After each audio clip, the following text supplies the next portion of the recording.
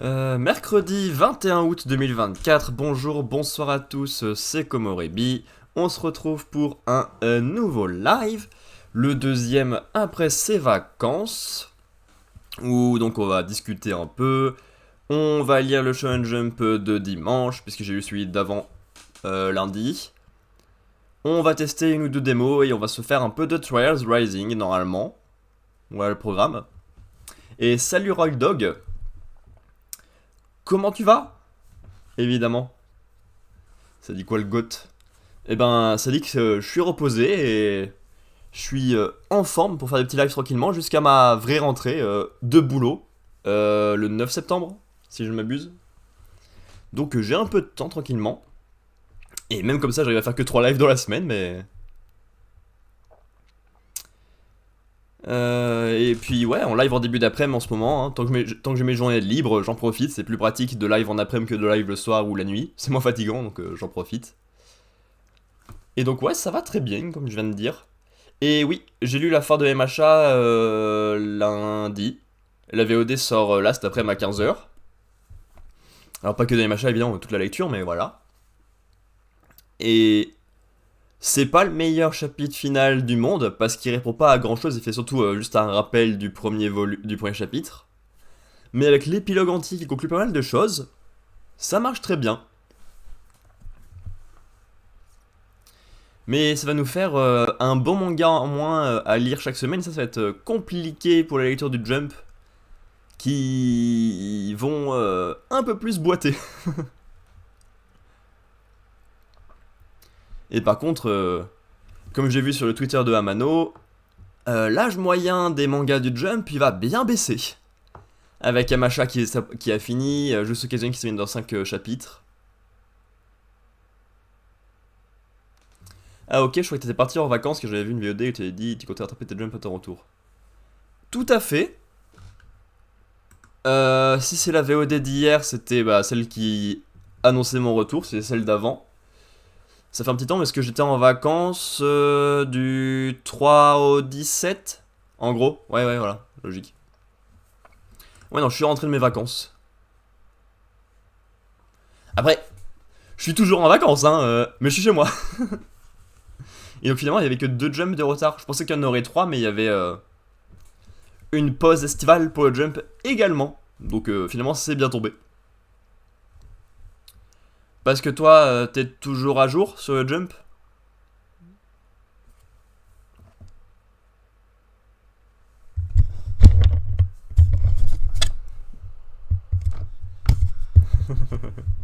C'est mon micro le gros truc, mais je sais pas trop où le mettre et ça fait toujours cette forme là. Mais non, c'est mon micro, c'est mon micro. Parce qu'en fait, il peut pas trop se baisser. Alors il faudrait soit que je monte et que moi je me lève, mais. Voilà, non, c'est mon micro, il est là. Écoute, on voit ma tête en entière, ça passe. T'es agent mais pas sur tout. Ok. Ouais, moi j'ai fini de me mettre à jour sur Kagurabachi avec les chapitres qui sont sortis en début de semaine. Donc les chapitres 4 à 32. Je préfère largement le deuxième arc, celui sur lequel s'arrête là cette vague de chapitres. Je le trouve un peu plus intéressant et un peu plus poussé, et avec un peu plus de tension.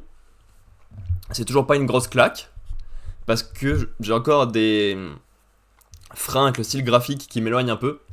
Et quand c'est un manga basé sur l'action, c'est dommage d'avoir des freins graphiques. Mais ça marchait un peu mieux la construction du deuxième arc, donc je suis un peu plus dedans. À voir avec sa conclusion dans la prochaine vague de chapitres et à quoi ressemble le troisième arc. Et ensuite, ça sera dans les chapitres qu'on lira chaque début de semaine en live.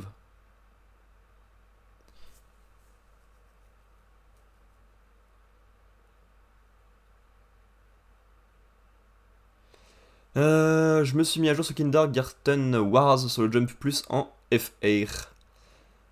Genre tous les chapitres? Parce que j'avais commencé à lire, il y avait les premiers chapitres qui sortaient par grosse vague, et d'un coup ça s'est arrêté et paf les 3 derniers chapitres. Donc j'étais assez déçu et j'ai un trou dans la série. Donc t'as pu tout lire? Ou t'as juste rattrapé ce qui était disponible? Parce qu'au final, avec le gros trou, moi j'ai un peu lâché, c'est un peu plus compliqué de revenir dedans là où j'en suis. Ouais, ok, donc t'as lu les chapitres en anglais avec une IA. Ok. Ouais, tu t'es servi de l'offre gratuite là qui permet de lire les chapitres, tous les chapitres de l'œuvre en anglais. Et oui, j'avais vu qu'il y avait un chapitre spécial de Kindergarten Wars, et je l'ai lu, parce que pour moi c'est quelque chose de Jump Plus. Et j'étais en mode, mais c'est bizarre, pourquoi c'est genre un rappel du principe de la série avec les gags de base sur le fait que le personnage principal rencontre un ennemi, qu'elle tombe amoureux, et qu'elle le tue pour une raison un peu con. Et je trouvais ça bizarre que ça fasse un rappel autant comme ça. Et là, je viens de voir dans le sommaire du Jump qu'effectivement, c'est dans le Weekly Shonen Jump pour le promouvoir. Donc j'ai déjà lu le chapitre. Et c'est très bien pour rappeler la base de la série et essayer de la vendre. Donc le move est malin. Ok, l'IA par une extension Chrome. Il y a une extension Chrome qui permet de traduire comme ça un peu tous les textes. Je savais pas, mais c'est pratique.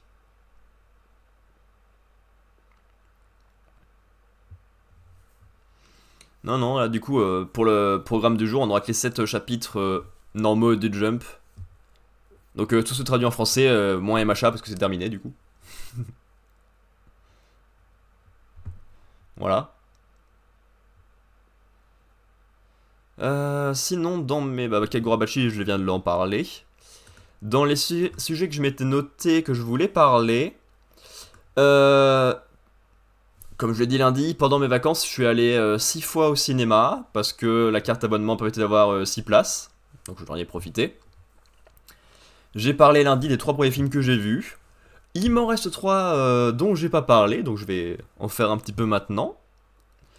Et ça va être étrange. Les films sont quand même moins connus et moins parlants que les 3 de lundi. Parce que j'ai commencé en regardant Les Fantômes, qui est un film d'espionnage. Pour moi, il est français, je vais vérifier ça, mais il me semble que c'est ça. S'il te plaît.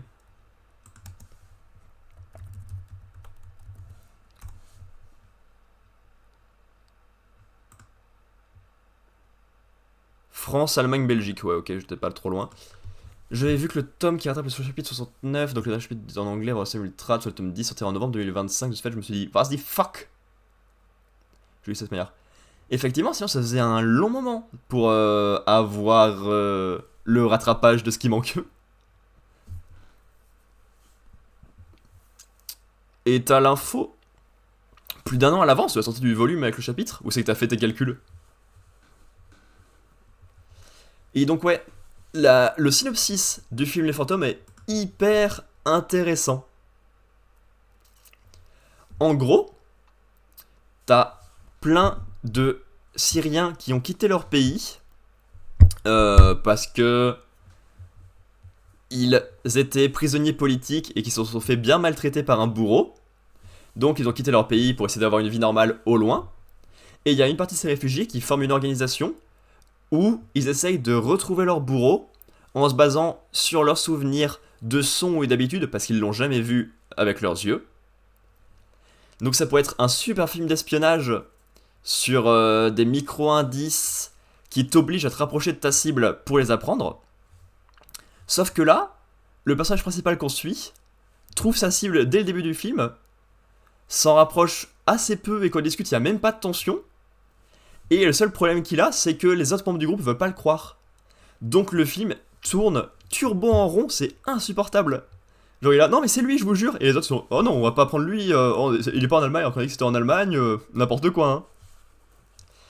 Et à la fin, il prouve que c'est lui. Il donne toutes les preuves à un journaliste et c'est fini. Donc c'est très très dommage. Je suis pas très fan de films d'espionnage de base. Et quand c'est raté comme ça, je passe pas un bon moment.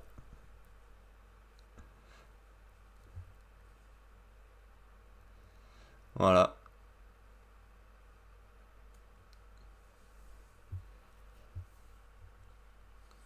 Et ouais, c'est trop dommage. Il n'y a pas de rebondissement, il n'y a pas de fausse piste, c'est... Voilà.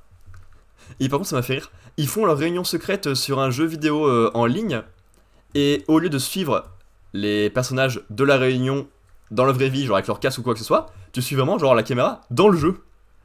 Et du coup, ça fait des scènes de gameplay de jeu en plein milieu avec juste la discussion par-dessus, c'est trop bizarre. J'ai pas passé un bon moment. C'était vraiment mon pire film des vacances. Un tome tous les 2 mois et demi en gros, ouais, t'as fait tes calculs, tout à fait, je m'en doutais un peu, parce que sinon ils annoncent pas aussitôt les dates. Kagurabachi, c'est très bien qu'ils mettent le chapitre gratuitement, ça je suis bien d'accord, mais je suis pas fan du rythme. Avoir 28 chapitres tous les mois et demi, je trouve ça très étrange. Ça fait des gros rushs, alors qu'en avoir quelques-uns par semaine ou avoir un rythme un peu plus dilué dans le temps, j'aurais préféré, je pense. Peut-être parce que je suis pas un gros lecteur compulsif aussi. Tout à fait, ça j'avais vu et j'y ai répondu hier. Il y a un sondage français sur Manga Plus pour genre annoncer comment tu l'utilises, si t'as des sites pirates à côté, les points positifs, les points améliorés. C'est sympa comme idée, à voir ce qu'ils vont en tirer et ce qu'ils vont en faire. Mais s'ils cherchent à améliorer l'application, il peut y avoir de très bonnes choses.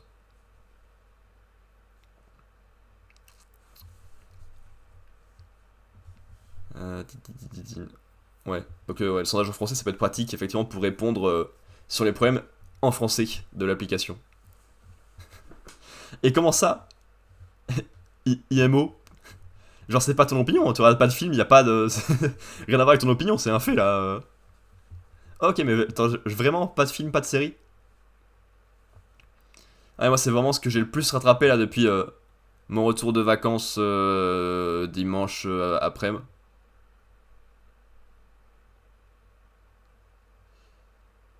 C'est pour pas mettre la pression à la traductrice. Ouais ouais ouais effectivement. Genre c'est plus ou moins un jour donné où il faut rendre les chapitres et elle en rend autant qu'elle en a traduit, c'est effectivement moins la pression que d'avoir un certain nombre à faire régulièrement.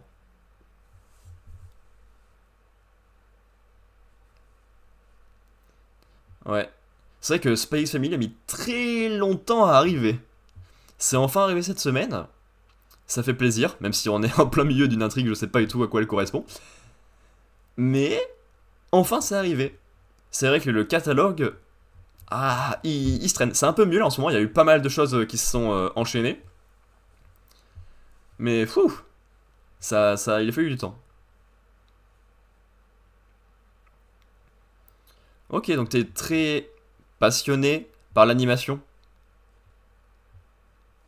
T'as vu les derniers en date genre Kung Fu Panda 4 et Mao chez Méchant 4.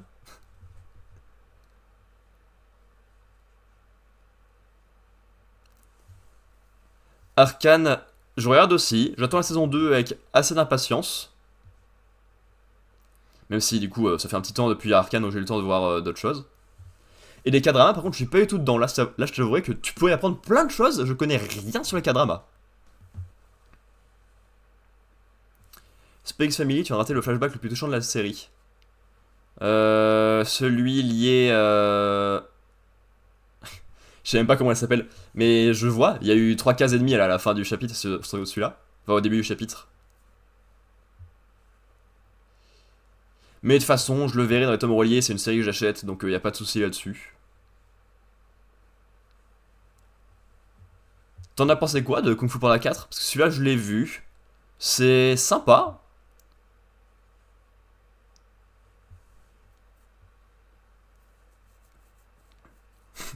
C'est tout. Non, bah, ça fait une étape en plus pour le voyage de peau, mais il en avait pas spécialement besoin. Ça se concluait bien. Mais ça fait le taf. Et il y a une bonne transmission.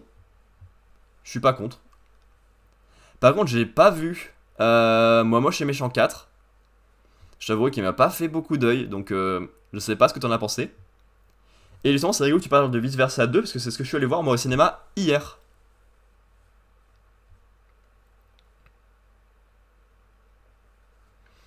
Et qui était sympa. C'est moins intéressant que le premier.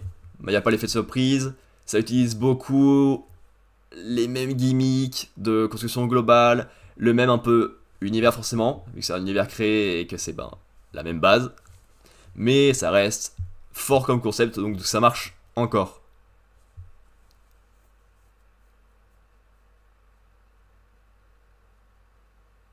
Faut que je me rattrape Blue Eye Samurai. J'ai l'impression que quelqu'un en a déjà parlé ici et que j'ai oublié ce que c'était.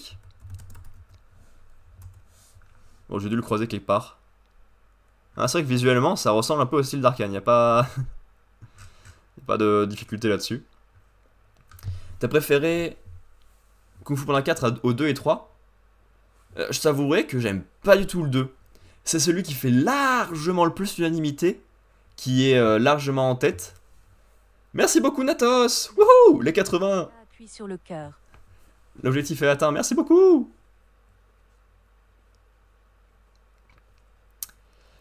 Je sais que Kung Fu Panda 2 c'est celui qui fait largement le plus l'unanimité. Mais moi c'est celui que j'aime le moins je pense. D'assez loin. Comment tu vas Natos? Et par contre le 3 c'est celui que je préfère moi je pense. Mamoche et Méchant 4, c'est chill, je kiffe au passage. Mamoche et Méchant a inspiré Kindergarten.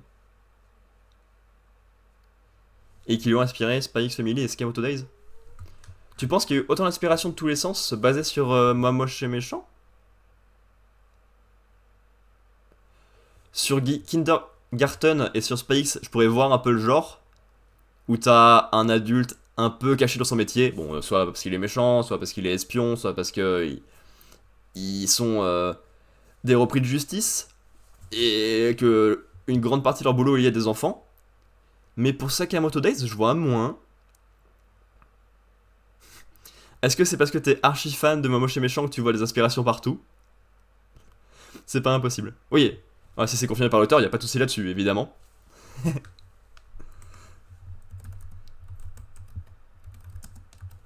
Wars.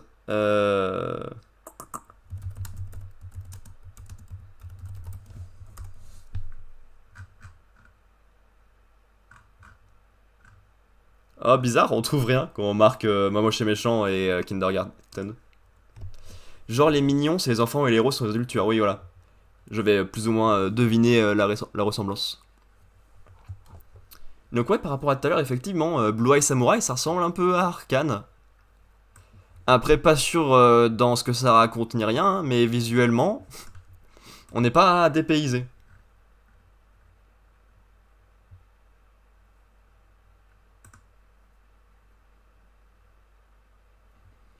Durant l'époque d'Edo au Japon, Mizu, une métisse aux yeux bleus, adepte du Kenjutsu, cherche à se venger de 4 occidentaux qui séjournent également dans le pays après la fermeture des frontières décidée par le shogunat Tokugawa.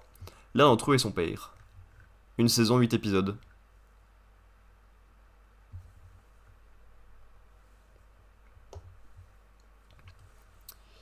Et Space Family, c'est basé sur l'idée de la famille recomposée comme leur famille. Yushiba l'a confirmé dans l'interview française de la chaîne de radio Le Move sur YouTube si ça t'intéresse. Yushiba est interviewé par Le Move. C'est plus ça qui me surprend que le reste de l'information. Parce que sinon, s'il le confirme, ça, je te crois, y a pas de souci là-dessus. Ok. Je trouve que Gru ressemble beaucoup à Sakamoto, pas plus. Ah ouais, d'accord. Ah ça, pour le coup, j'ai pas...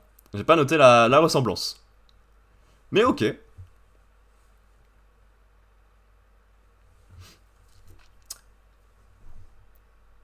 C'est bon, il faut reprendre le fil de mes pensées maintenant. Le cinquième film que j'ai vu pendant mes vacances, c'est un grand classique français que j'avais jamais vu. J'avais vu quelques scènes par-ci par-là. Notamment la fameuse scène avec les flèches bleues, qui est bien connue et que j'avais vue à la télé, je suppose.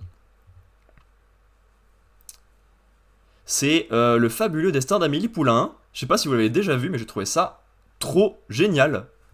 Déjà, parce que c'était le jour le plus chaud des vacances et qu'il y avait la clim dans la salle, et que ça faisait du bien. Bon, ça n'a pas de rapport avec la qualité du film. Mais aussi parce que le film est trop bien. Je trouve la comparaison assez bizarre, mais ça me fait beaucoup penser à du Wes Anderson, que j'apprécie beaucoup comme réalisateur. Autant au niveau du côté fable du film, qu'au niveau du rythme assez rapide, qu'au niveau des visuels, qui sont un peu colorés et un peu poussés, on va dire, par rapport à d'autres films. Donc je connaissais beaucoup et c'est un vrai plaisir d'avoir découvert. Parce que l'introspection, non c'est pas comme ça, l'introversion, pardon, ça me connaît un peu. Et alors, j'arrive pas jusqu'à être aussi bizarre que les personnages du film, évidemment. Mais ça me parle un peu, ce genre d'univers intérieur qui te coince dans ta solitude et qui peuvent te faire faire des interactions assez étranges.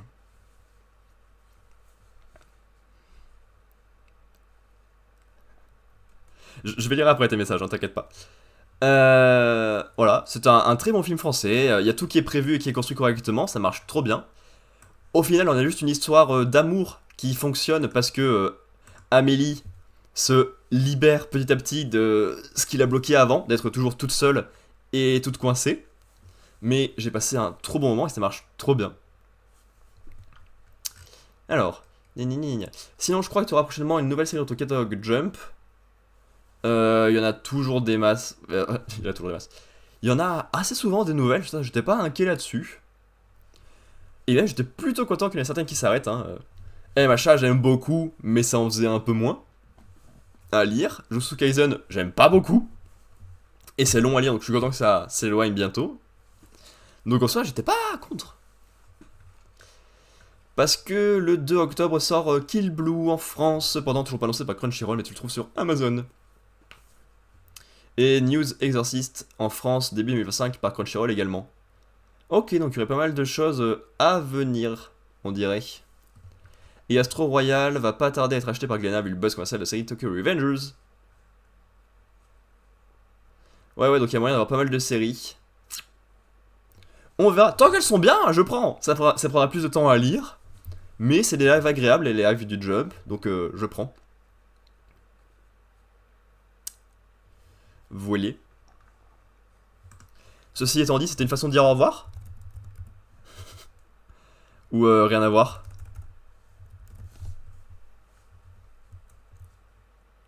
Ah non.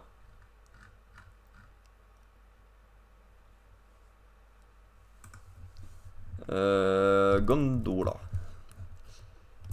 Je trouve qu'il y a le manque de grosses séries sur l'application. Bon, je vais pas dire Oshinoko, vas-y, trop tard. Il est à la fin de son arc final. C'est vrai? Je savais même pas que c'était la fin de l'arc final, Oshinoko. Communication de quoi la série est arrivée. En train des faire, il manque Mariage Toxing, Korabachi, Blue Box et surtout Sujin X. Vraiment partout comme Dr. Stone. Spy X Family. Non, oui, bah effectivement. Il y a les grosses séries classiques qui sont arrivées très très vite. Derrière, ça a un peu rajouté des séries plus jeunes qui marchent bien. Mais les séries vieilles qui marchent bien, c'est tellement passé à la trappe. Et c'est effectivement un peu dommage pour le catalogue français qui, du coup, a des gros trous. Et c'est, très dommage. On va pas se le cacher. Ok. Rui Dragon, Stage Ace et Centuria, votre prix est traduit en FR. Alors je t'avoue que là c'est des trucs qui me parlent moins. Ils sont pas dans le jump pur et dur. Enfin, Rui Dragon, je vois, il a le statut assez bizarre. Il est toujours dans le sommaire du jump, mais il a quelques problèmes par-ci par-là de publication, on va pas se le cacher. Ouais, le reste c'est jump plus, ouais. Enfin, Rui Dragon aussi, mais. Oui, ok, il est dans le sommaire, mais en digital exclusive. Ouais. Ok. Centuria, c'est un assistant de Fujimoto. Ok. Et on retrouve un peu la trace de Fujimoto dans la construction ou dans le graphisme. Ou pas du tout. Ce qui est possible. Hein. L'assistant peut autant récupérer les trucs de son maître ou c'est des éléments qu'il avait déjà à lui que ne rien du tout récupérer.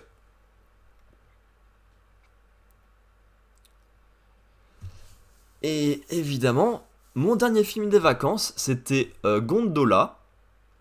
Un film pas du tout connu, j'en avais pas du tout entendu parler, mais il était bien noté. C'est un film par un réalisateur allemand qui se passe dans les montagnes de Géorgie. Et je me suis rendu compte, au bout de plusieurs minutes dans le film, sans être au courant à la base que c'était un film muet. Et c'est une surprise assez grosse, je pense, quand t'arrives devant un film. Et c'est un des premiers films muets que j'ai vu, du coup, de ma vie. Avec un film allemand. Et en vrai, c'était plutôt mignon. Le principe de base est sympa. C'est genre, entre les montagnes là, de ce petit village de Géorgie, t'as un funiculaire avec deux véhicules qui se croisent comme ça à longueur de journée. Et dans chacun, il y a une dame qui travaille. Donc, oui, j'ai. Euh, Elle se plaise un peu, et donc elle se dragouille à chaque fois qu'elle se rencontre au milieu du trajet là, en faisant un numéro de claquette pour l'autre, en jouant aux échecs et en se pavanant avec la pièce qu'ils ont récupérée, en jouant de la musique ensemble, en déguisant leur véhicule en vaisseau spatial et en étant en tenue de cosmonaute. Donc ça marche bien comme façon de se draguer, et d'autant plus quand elles font l'effort de rouvrir le funiculaire la nuit pour faire des trucs un peu plus hot. C'est très mignon. Alors, ça fait que c'est assez répétitif, parce que même les gimmicks musicaux, il y en a un pour quand il y a du suspense, un pour quand il y a de la musique, un pour quand il y a le côté un peu hot. Donc ça se répète un peu, malheureusement. Mais ça reste mignon. Et il y a un méchant qui est le chef du funiculaire, qui était amoureux d'une des meufs, et qui donc s'est fait dégager. Et qui le prend mal et qui se fait avoir tout seul. Bon, c'est pas le meilleur personnage, mais il est là aussi, pour faire un peu de suspense et de difficulté. C'était mignon, pas du tout ce que j'attendais, mais ça marche bien. On retrouve sa trace, tout comme Dan Dadan, Space Family ou Hell's Paradise. C'est trop bien Dan Dadan, j'adore. Très content que ce soit arrivé sur Manga Plus. Et Hell's Paradise, j'avais lu les 3 premiers volumes, je crois, pendant le confinement, quand c'était offert en ligne par Kana.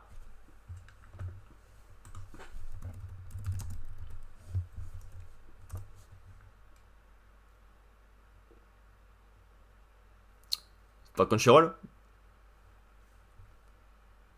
Casé. Dommage.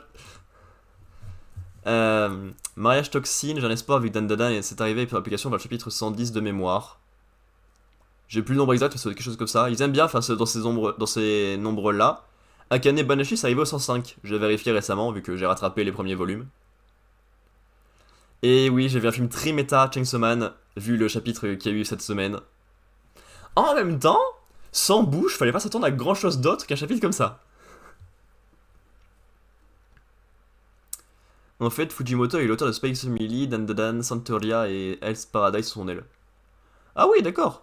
Il n'a pas eu n'importe qui dans son sillage. Pour cela qu'on dit que l'école Fujimoto est drôle. Ouais, en fait, Fujimoto, ouais, ça me semble pas très cohérent. L'école Fujimoto est forte. Ouais, c'est lui qui a lancé tout New Gen en fait. Littéralement.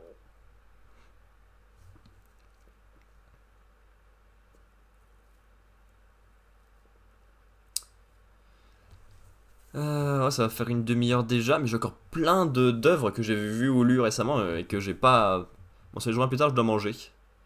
Ok. Si t'es à jour sur le Jump, t'auras pas de soucis pour revenir. Parce que là, je vais encore parler de 2-3 minutes des œuvres que j'ai lues ou vues récemment. Après, on lit le Jump et après, on part sur des démos. Mais tu verras bien en revenant. Merci d'être passé et d'avoir discuté déjà, en tout cas. Et bon appétit! Trop beau ces cœurs. Cet été, j'ai profité des vacances également pour lire un petit peu des romans. Non pas que j'en lisais pas beaucoup pendant jusque-là, parce que j'en ai terminé 2 depuis le début de l'année. Mais le précédent était compliqué, c'était ça de Stephen King, tome 1, 900 pages, j'ai mis 5 mois à le lire parce que j'aimais pas, donc ça a pris un temps fou. Et je suis parti en vacances avec 6 romans, pour être sûr d'avoir de quoi lire en 2 semaines. J'en ai lu 0,6 ou 7, on va dire, sur 6. Donc peut-être que j'avais prévu un peu trop large, mais je pensais que ça serait un peu plus rapide à lire des romans d'Agatha Christie. Mon premier roman que j'ai amené, c'est la compilation des 6 premiers romans d'Agatha Christie. et j'en ai terminé 3. Le premier, c'est La mystérieuse affaire de Styles, premier roman d'Agatha Christie et premier roman où elle fait apparaître Hercule Poirot. Et c'était juste moyen. Ça me fait globalement un peu le même effet que ma découverte d'Hitchcock en début d'année sur France TV. C'est le maître du suspense, autant côté film pour Hitchcock que côté roman pour Christie. Donc on se retrouve dans le genre et dans l'image du tome, pas du personnage.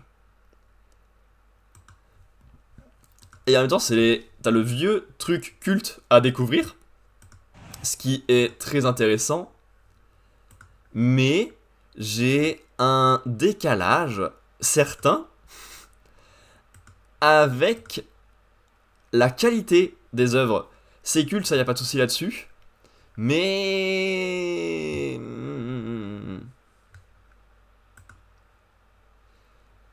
je suis pas touché encore parfaitement par ce qu'il y a et c'est un peu dommage.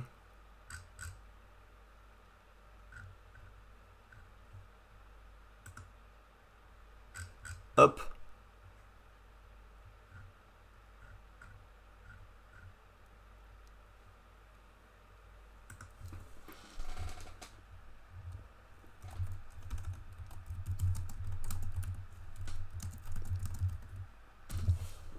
Hop.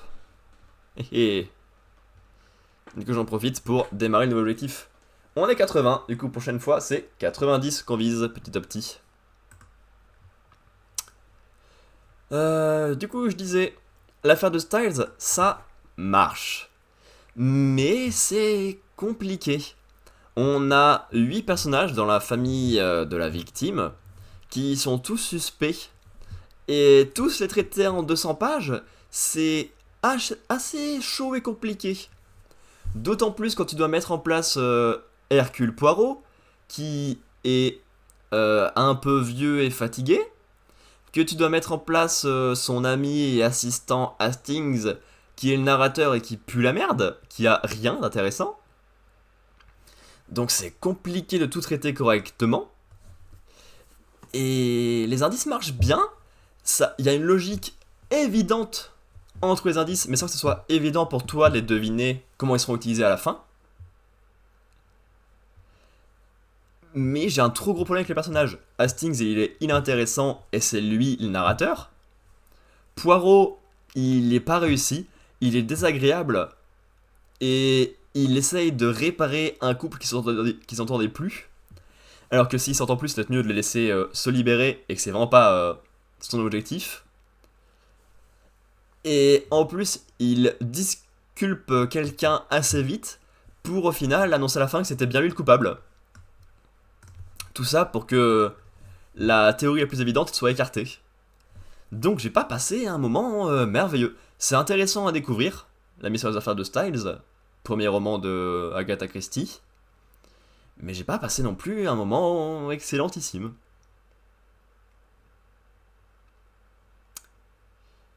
Derrière, j'ai également lu Mr. Brown, deuxième roman d'Agatha Christie, assez logiquement. Premier roman à faire intervenir Tuppence et Tommy, qui sont deux jeunes londoniens un peu sans le sou après la guerre, et même sans réel boulot, parce qu'ils n'ont pas réussi à se retrouver une place après qu'il y ait des trucs qui se sont mal passés après la guerre. Je les trouve beaucoup plus intéressants. Ils sont pas nuls, ils sont pas désagréables, ils sont sur deux. C'est vachement mieux à suivre qu'avec deux personnages ratés, assez étonnamment. Quand il y a des bons personnages principaux, c'est quand même plus simple à suivre l'intrigue. Et en plus, c'est pas genre juste un roman à un énigme, mais c'est un vrai roman d'espionnage et d'enquête avec des rebondissements, des difficultés, des mises en danger des personnages qui sont éjectés de l'intrigue parce qu'ils sont capturés par les méchants ou quoi. Ça marche. Ils évoluent, ils enquêtent, ils se mettent en danger.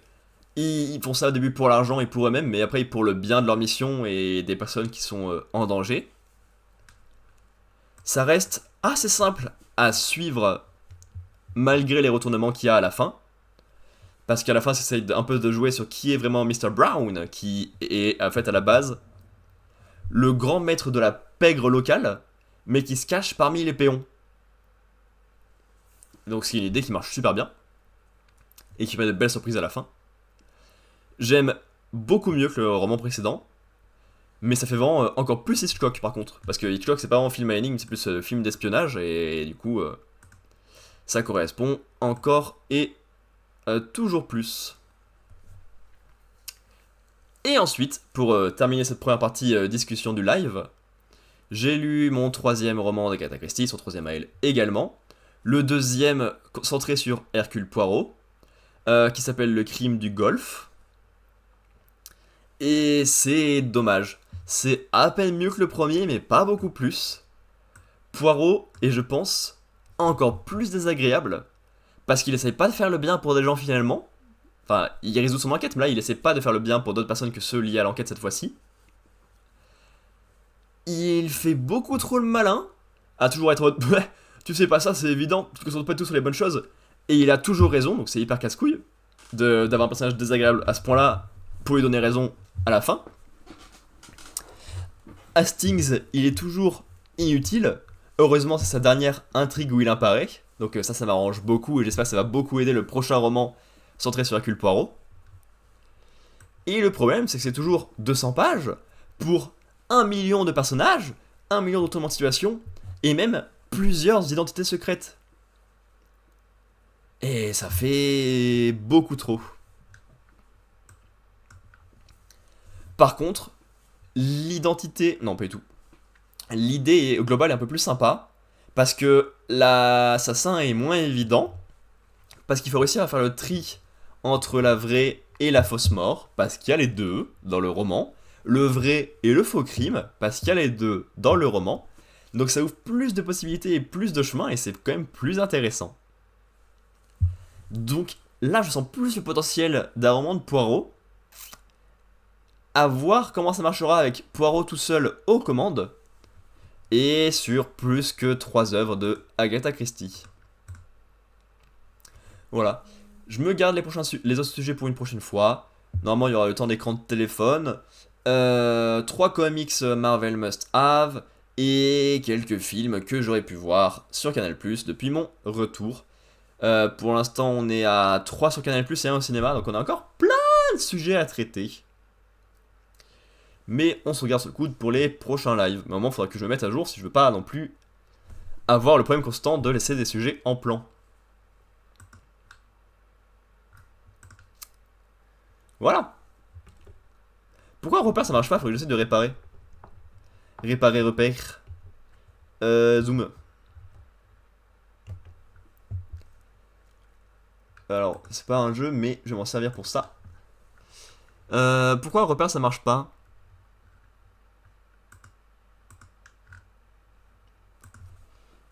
Si je l'enlève, oui. Pour le Twitch, créer un repère de flux. Titre repère. Est-ce que c'est parce que c'est plus en public? Fonctionne uniquement lorsque vous êtes en direct. Bah, je suis en direct, en fait. Et le compte, c'est le bon, donc je vois pas le problème.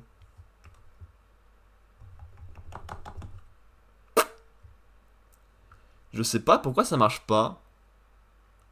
Faudra que je me pose la question, que je regarde. Repère, Stream Deck, Twitch, un truc comme ça. Ok. Repère, Stream Deck,